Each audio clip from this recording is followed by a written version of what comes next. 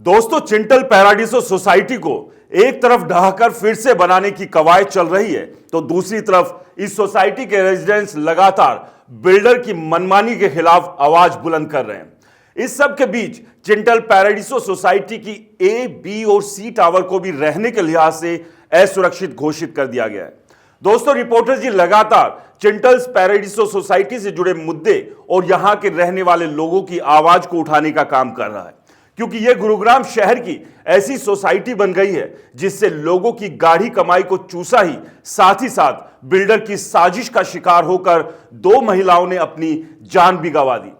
दोस्तों, यहां बिल्डर की साजिश इसलिए कह रहे हैं क्योंकि चिंटल इंडिया लिमिटेड ने इसके निर्माण के वक्त अपनी तिजोरी भरने के लालच में घटिया मटेरियल का इस्तेमाल किया था। अगर वो ऐसा नहीं करता तो ना तो लोगों को अपना घर छोड़कर इधर उधर भटकना पड़ता और ना ही दो महिलाओं को अपनी जान से हाथ धोना पड़ता।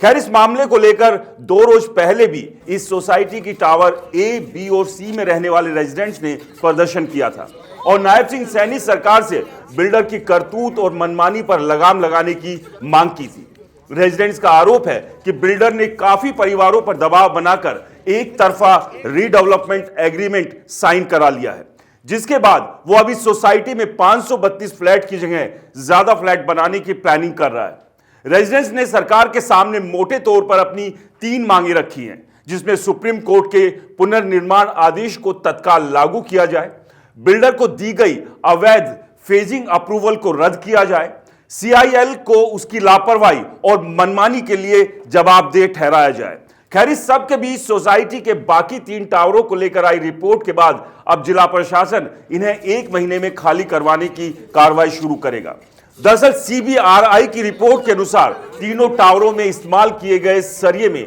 जंग लग चुकी है, जिसकी वजह से इसका स्ट्रक्चर कमजोर हो गया है और यही वजह है कि लगातार चिंटल पैराडीसो सोसाइटी